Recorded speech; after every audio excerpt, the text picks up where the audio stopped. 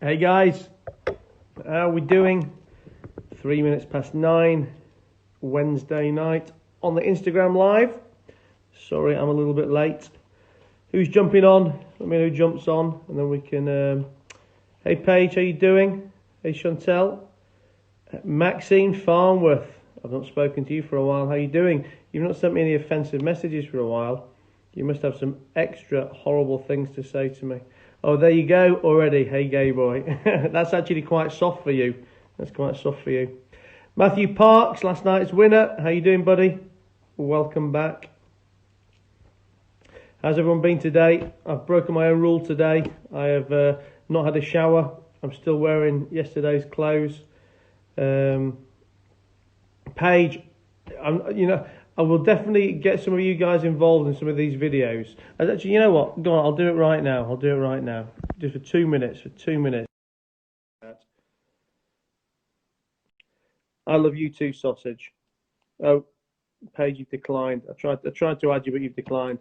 But listen, we'll do some talking anyway. Hey, Scott. Hey, Phil. Thanks, everyone, for dropping in. And hey, Jody.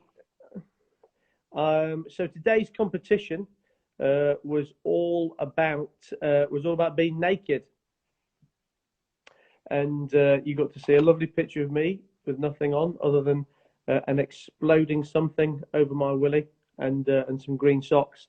But it was a picture in jest to really talk about the fact that in times like this, no matter how that anyone can feel good in a time of growth, that any business can look good in a time of growth, but only in a time of contraction, in a time of recession or depression, like we're probably in right now.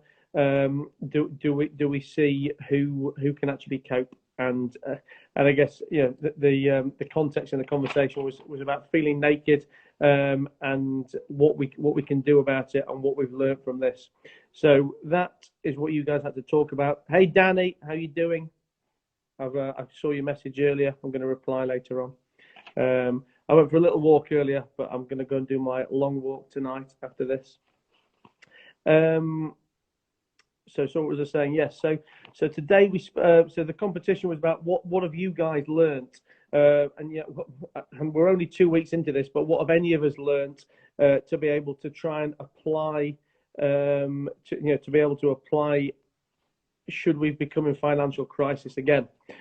So I did a little bit of prep for you guys to put down some of my comments, some important things that I think we can both learn from this and can apply to any to any tough financial situations in the future.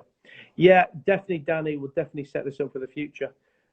Paige, listen, let's do it tomorrow. I promise you, if you come tomorrow, I will have a natter and I'll bring you on the live tomorrow. But I'm not going to be around for as long tonight because I am going to try and get out before I get to bed. But listen, when I was doing a bit of research for this, because obviously the first thing that immediately came to mind for me was that we all need to have an emergency fund, some kind of emergency savings fund.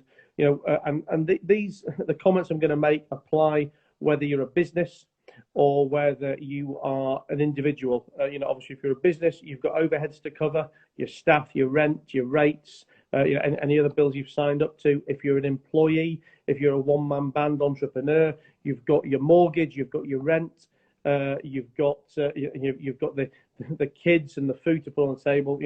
Whatever your situation, you've got X's to cover each month. And when I was doing a bit of research this afternoon, I could only find some stats on the US, not on the UK, but I would assume that the same things apply to the UK. And it actually says that 40% of the population couldn't come up with a $400 payment in the case of an emergency. So what's that? 300 quid. So 40% of the population couldn't come up with 300 quid. And even in the wealthier bracket, people earning $85,000 and above, so 60 grand and above probably, they only have 40 days liquid savings. So I guess depending on how you want to view the start of Corona, we are anywhere between 14 and 50 days into this, from a financial standpoint. So any of these people in the upper bracket have probably already hit the fact that they've run out of their savings. So I think the first thing anyone needs to do to prepare is to start building up a savings account. And now for me, listen, there's no right figure, there's no right answer. But I'm saying you want to get 3 to 6 months' money in savings to cover your overheads. And I know that is going to sound an absolutely daunting figure for most. It's probably going to sound an even more daunting figure right now in these times. But listen, that figure has the same level of fear, if you like, whether you're earning 15 grand a year, 50 grand a year, or 500 grand a year.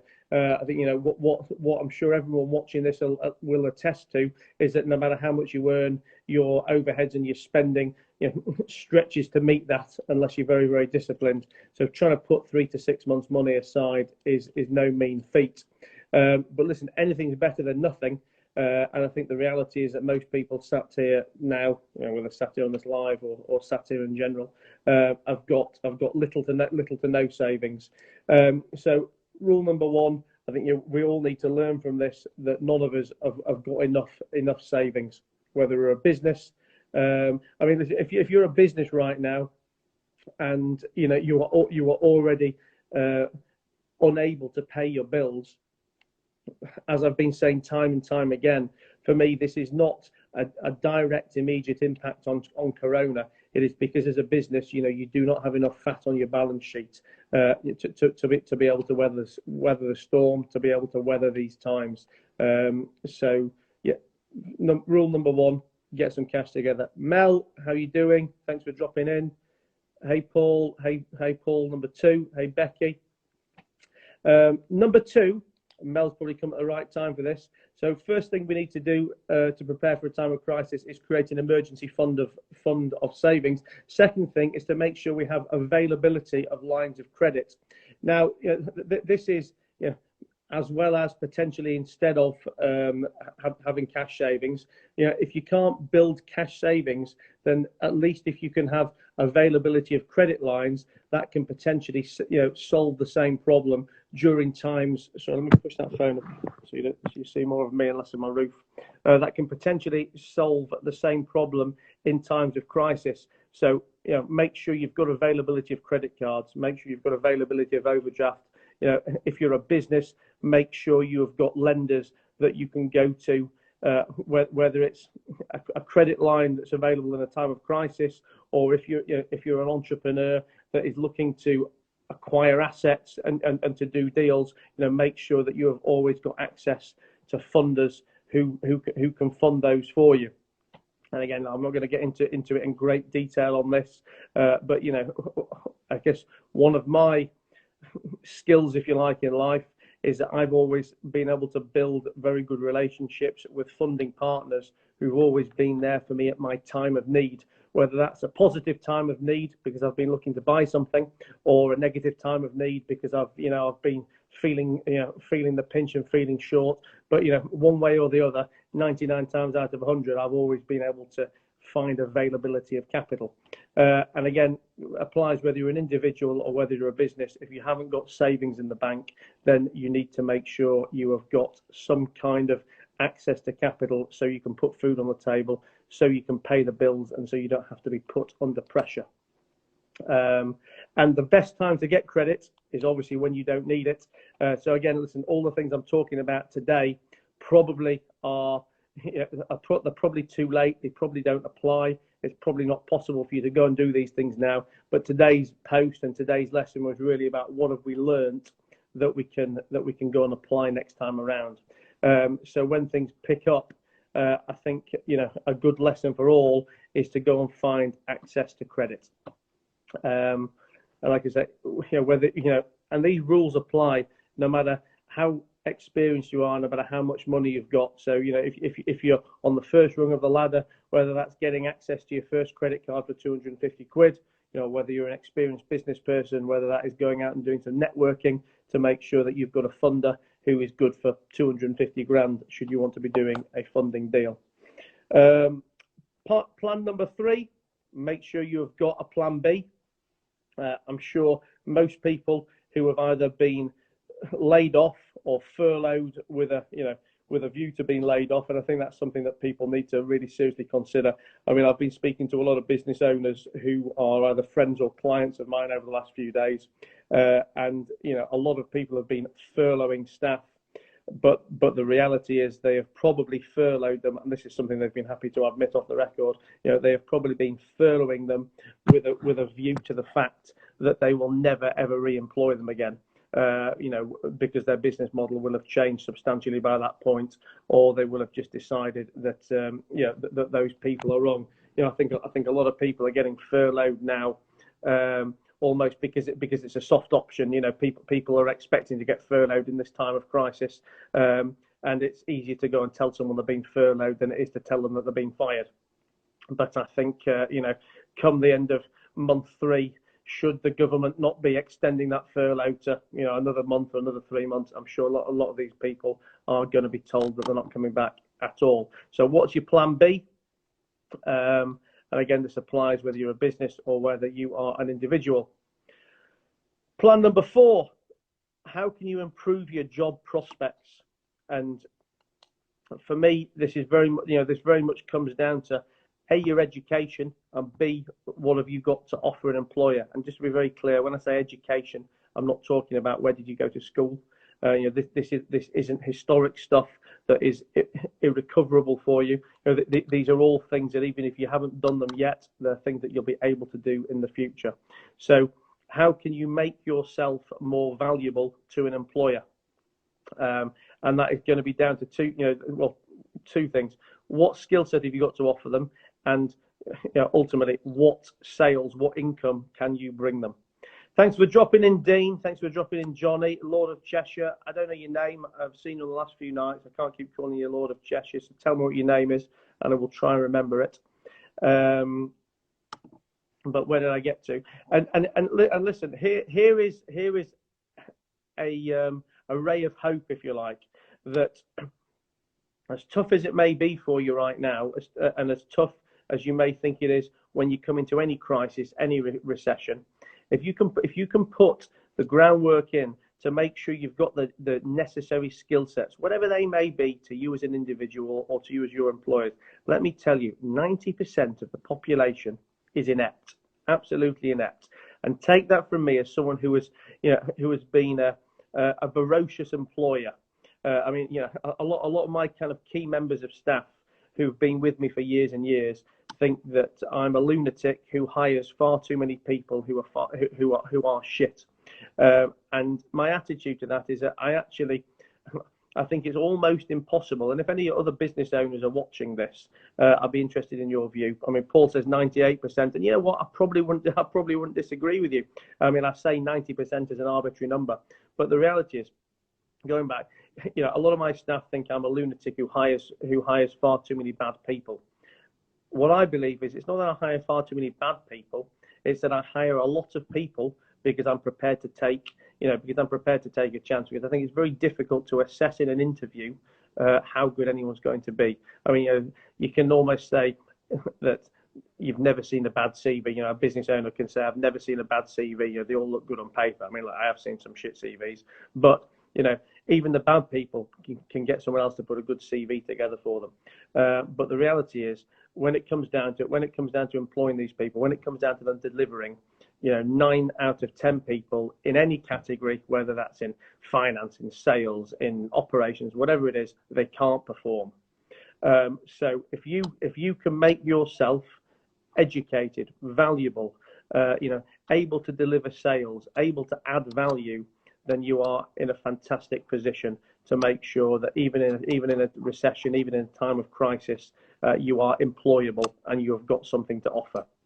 Because again, that's a key thing to understand. That no matter how bad the economy is, no matter what negative things are going on in the world or going on in the situation, something is always good for somebody. And as long as you've got competent, transferable skill sets, you will always be able to move them somewhere else. If you're a great salesperson, for example, you might not be able to be working in the leisure industry right now because all the bars and clubs are closed. and you may have lost your job. But that, sales as a skill set would be transferable to a I'm trying to think of a bit. I'm trying to think of a business to a services related business which has not yet had to shut down. So if you've got competent skill sets, you will be able to transfer those around. So now is the time to plan for the future and make sure you've got adequate level of education. What's Johnny saying? Johnny's saying he completely agrees, but you have to hire 100 people just to find the good one that will benefit you. 100%, Johnny, 100%. I think, I've spoken to a lot of people before. I remember a conversation I had not too long ago with a friend of mine who had a nice business model that he was looking to grow and scale. And he told me that he basically wanted my advice of how we could build a sales function without hiring salespeople, because he felt salespeople were shit and took the piss and blah blah blah. And basically, where we got to by the end of the conversation was the fact that yes, in the main, 90% of the salespeople he was going to employ would be shit, would be inept, would take the piss. But the reality is, you can't grow a business without the right team. You can't grow a business without the right staff. And you're only going to know if these people are any good by hiring them, by trying them. I mean, I always remember, when I used to read business books, or advice I used to get when I was growing up, there was an old saying, an adage: hire slow and fire fast. And I get it, I get why people say that. But my belief there is hire fast, fire fast, because I don't think it matters how slow you are at hiring someone. Yes, you might be able to find out a little bit more on the second interview than the first, a little bit more on the third interview than the second. But the reality is, until that person is left on their own, is given some degree of autonomy, and is set out there to go, and do the job, you won't know how good they are, and you won't know if they can perform. So, I know we're going off on a bit of a tangent here from my original point of conversation tonight. But yeah, when it comes to recruitment, as an employer, I think if you want to grow your business, you can't do it without staff. Growth equals staff, and hire fast, but be prepared to fire fast. So yeah, that is that. What else? So going back, anyone who's just joined us, we're talking about how to prepare for a recession, how to prepare for a time of crisis, and what have we learnt over the last few weeks of being financially strangled during Corona, that we can employ. What can we do to adjust and employ next time round, so that we can weather a storm, so that we can weather a recession. And I actually put that in my post this morning when I talked about weathering a storm, because ultimately, that's what any financial crisis is. It's a storm that is going to last for a period of time, and there is going to be X amount of rain. And to get through that storm, I think my post this morning said, are you wearing a Canada Goose coat, or are you wearing a shitty little cagoule? And that's ultimately what these points come down to. If you haven't got savings, if you haven't got an education, a skill set, if you haven't got value to be able to offer an employer or to be able to offer your customers, then you're wearing the shitty cagoule. If you have the lines of credit open to you, if you've got the savings to be able to weather 3, 4, 5, 6 months of overhead without income coming in, if you've got skill sets that people are going to want to hire, that is like wearing the fur, obviously fake fur in today's world, but the furry Canada Goose that is going to help you weather that storm. Very important in any time of crisis. Thanks for some new joiners. Izzy Clark, the mystery woman. How are you doing, love? Georgia Scott, nice to see you all. Let me just see what have you just said on there. Pace says, so true. Some people create the perfect CV, but half haven't got the actual ability to carry it out physically. Paige, a lot more than half. That is what I would say. I would say that I've seen very, very, very few bad CVs, and I've also met very, very few talented employees. And believe me, I have hired hundreds and thousands of people in all kinds of different positions over the last 20 years. Where did we get to? What else? Something else to learn, something else that we can learn from a time of crisis to be able to apply in the future is to learn the skill of not panicking. And this is not just for times of major financial crisis like this, major contraction, but in any kind of disaster, in any kind of situation, panic achieves nothing.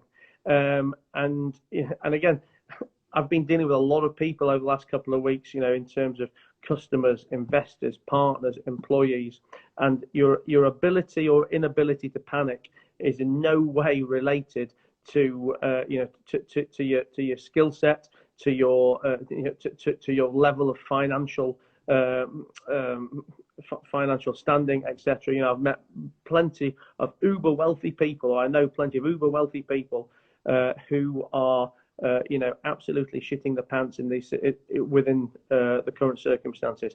And panicking in any situation does not help you think clearly and coherently to be able to come up with a plan. So you've got to be able to learn to not panic, because you need to be decisive and take action.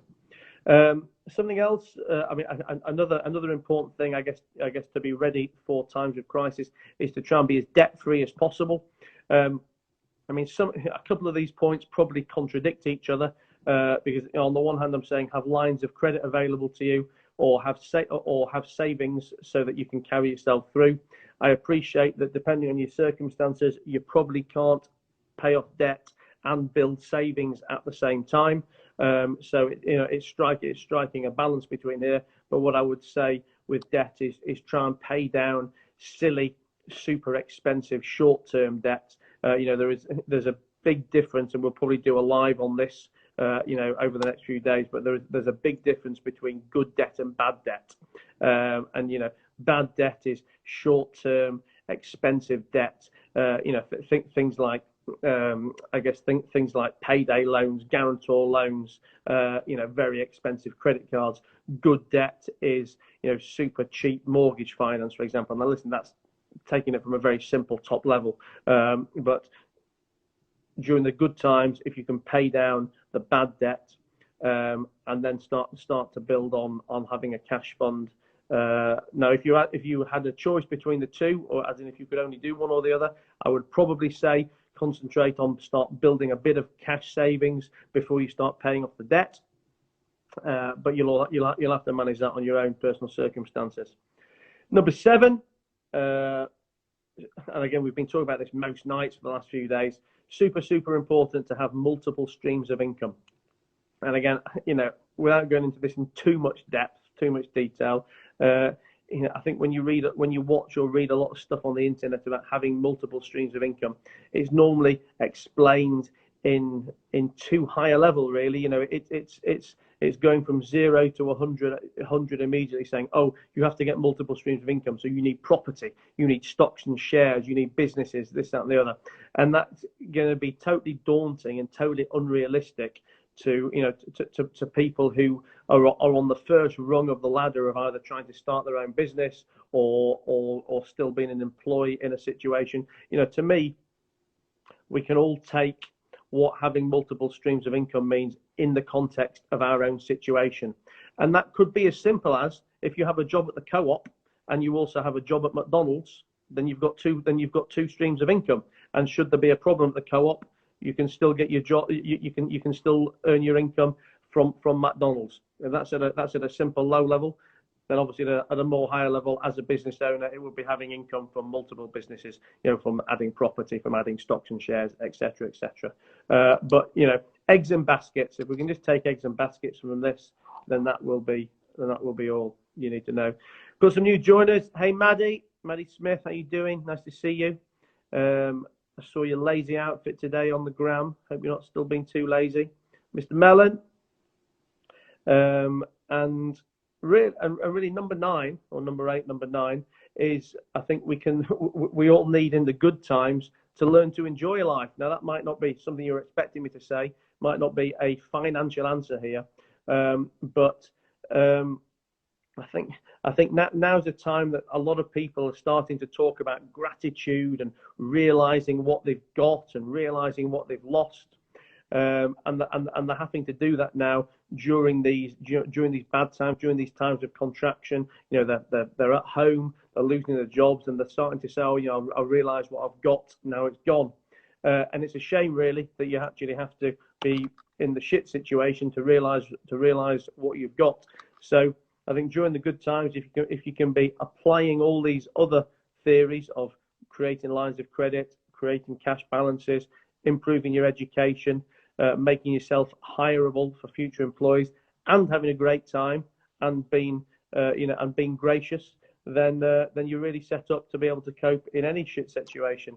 Hey Reese, how you doing, buddy? We're near the back end of this live, but thanks for jumping in.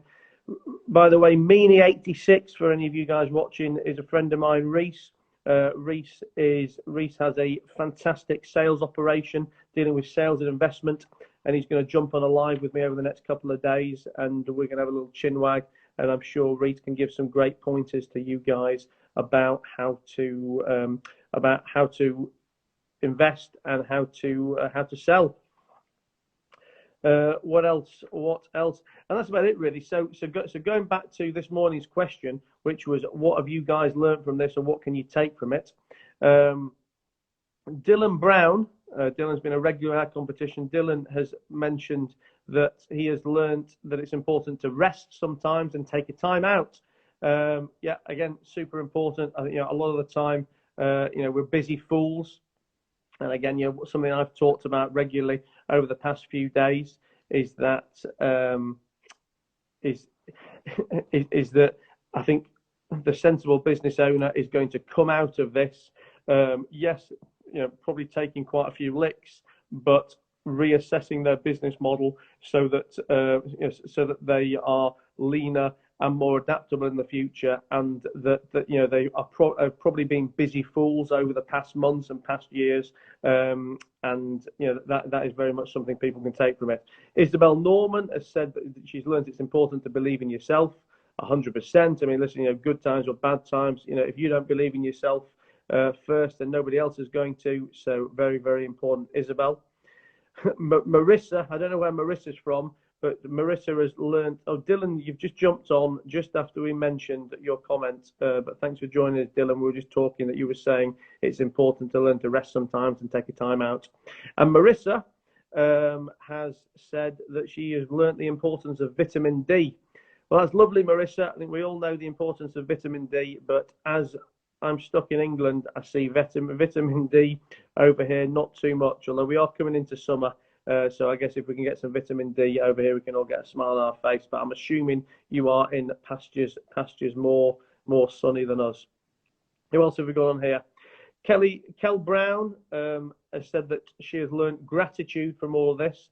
And a lot of the things I'm talking about now aren't necessarily financial. Well, they're not necessarily financial. They absolutely aren't financial. Vitamin D, believing in yourself, gratitude, resting. These aren't things that can directly be attributed to finance, but they are things that that are so important to get right at your core, that will have an absolutely dramatic impact on your finances, on your education, on your self-betterment. So yeah, gratitude, super important. Hannah Bennett has learned the importance of self-discipline. And she's made reference to that in the context of the fact that she is trying to get the self-discipline to not spend all day eating, to not spend all day sleeping, and to not be lazy. I mean, absolutely 100%, Hannah, super, super, super important.